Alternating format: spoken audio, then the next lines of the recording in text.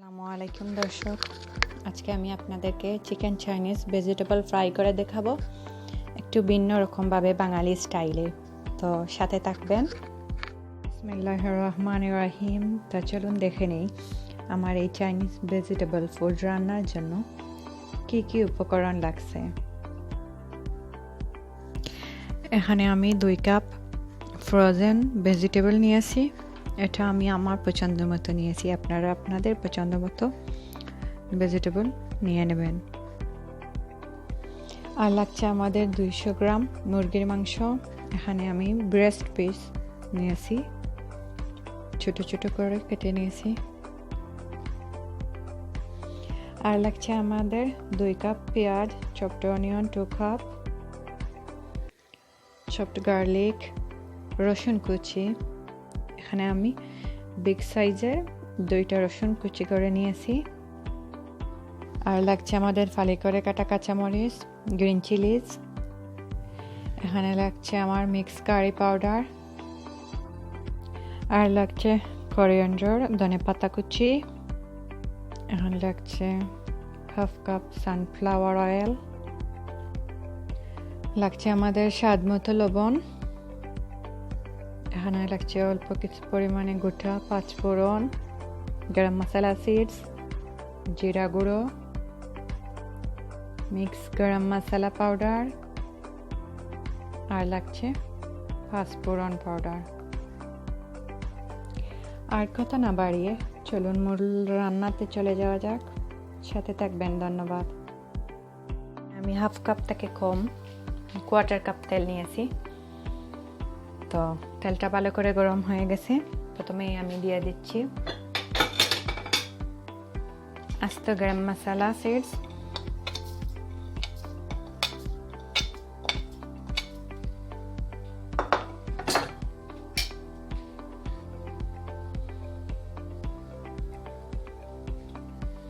আর এখানে দিয়ে দিচ্ছি হাফ কাপ রসুন কুচি।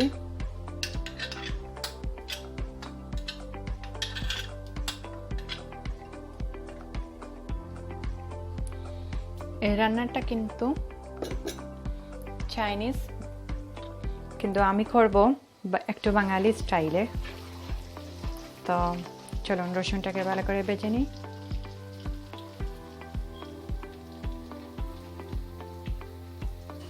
আমি রসুনটাকে নেড়েচেড়ে একটু বাদামি করে ভেজে নিচ্ছি।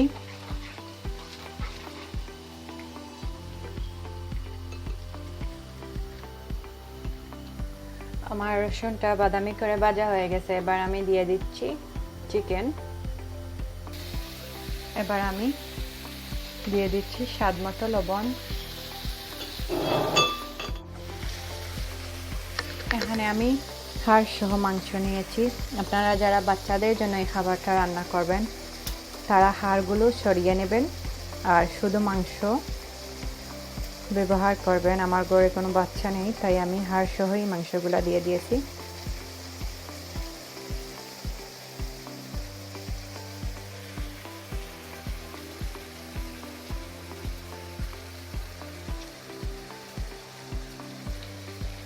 এ পর্যায়ে আমি দিয়ে দিচ্ছি অল্প কিছু মিক্স কারি পাউডার। যারা সম্পূর্ণ চাইনিজ স্টাইলে করবেন তারা কিন্তু এই মিক্স কারি পাউডারটা স্কিপ করে নেবেন। আমি যেহেতু বাঙালি স্টাইলেই করছি, তাই আমি এখানে অল্প কিছু পরিমাণে মিক্স কারি পাউডার দিচ্ছি, খুবই সামান্য।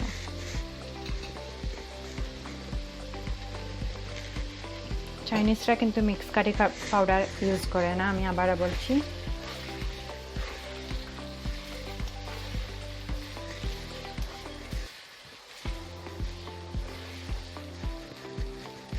মাংস থেকে পানি ছড়াচ্ছে।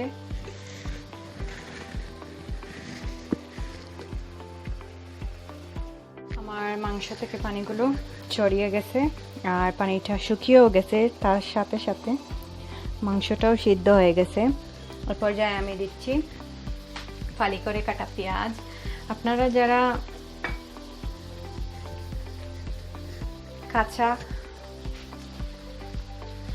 কাঁচা সবজি ব্যবহার করবেন তারা পেঁয়াজটা পরে দেবেন। এখানে শুধু পেঁয়াজটা সিদ্ধ হবে, পেঁয়াজটা গলে যাবে না। আর আমি যেহেতু ফ্রোজেন ভেজিটেবল ইউজ করছি, তাই আমি পেঁয়াজটা আগেই দিয়ে দিচ্ছি। চুলার আঁচটা কিন্তু হাই হিটে। আমার পেঁয়াজটা ভাজা হয়ে গেছে, এবার আমি দিয়ে দিচ্ছি ফ্রোজেন সবজি।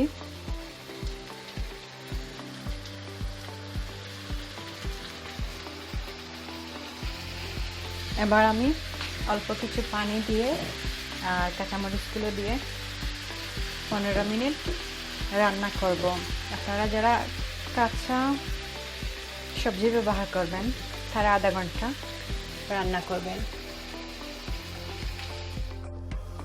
এবার আমি অল্প অল্প করে, খুবই সামান্য, মিক্স কারি পাউডার, জিরা পাউডার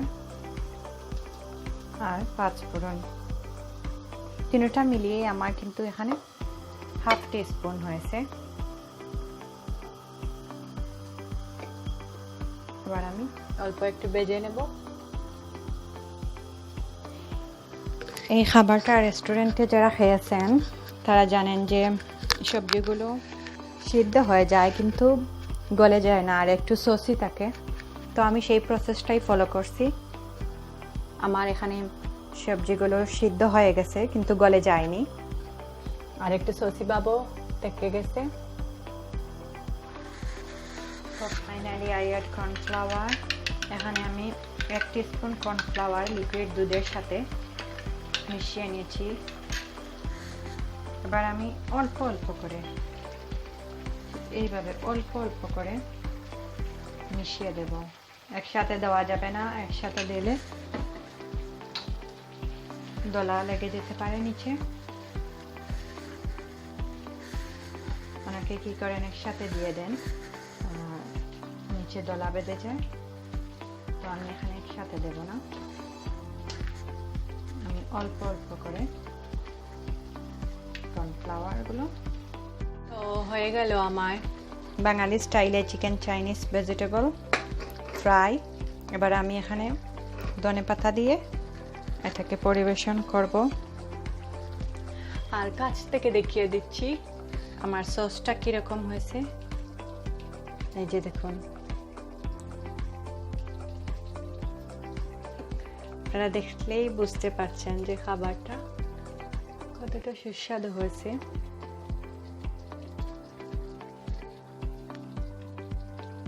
সাথে থাকার জন্য ধন্যবাদ। Thank you.